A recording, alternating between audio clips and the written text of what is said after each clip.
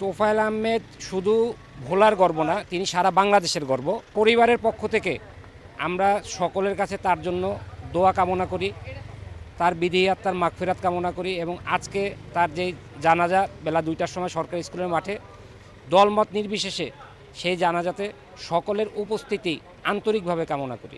তোফায়েল আহমেদ একজন বঙ্গবন্ধুকে বঙ্গবন্ধু উপাধিতে ভূষিত করেছেন। আজকে তার মতো লোক, একজন বর্ষিয়ান নেতা, আজকে একটা বিশেষ সময় আমাদের মাঝ থেকে চলে গেছেন।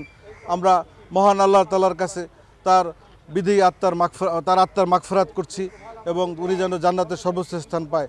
তোফায়েল আহমেদ শুধু ভোলার নেতা না, তিনি সারা বাংলাদেশের নেতা ছিলেন। তার মতো ব্যক্তিত্বের স্মৃতিচারণ করতে আমার মতো সাধারণ একজন তার কর্মী, এটা বলতে গেলে অনেক ঘন্টা সময় লাগবে। সুতরাং আমরা শুধু দোয়া করব, আমরা দোয়া চাইব দেশবাসীর কাছে, সকল ধর্ম বর্ণ নির্বিশেষে প্রত্যেকের কাছে, দলমত নির্বিশেষে প্রত্যেকে যেন তার জন্য দোয়া করে। ব্যক্তি তোফায়েল আহমেদের ভুল ত্রুটি থাকতে পারে, বাংলাদেশের রাজনীতিবিদদের অনেক ভুল ত্রুটি আছে। আমার মতে একটা মানুষ মারা যাওয়ার পরে তার কিছু থাকে না।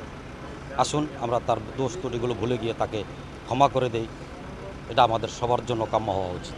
আলহাজ তোফায়েল আহমেদ ভোলার গর্ব, আজ তিনি আমাদের মাঝ থেকে চিরবিদায় নিয়েছেন। ভোলার 20 লক্ষ মানুষ আজকে শোকাহত।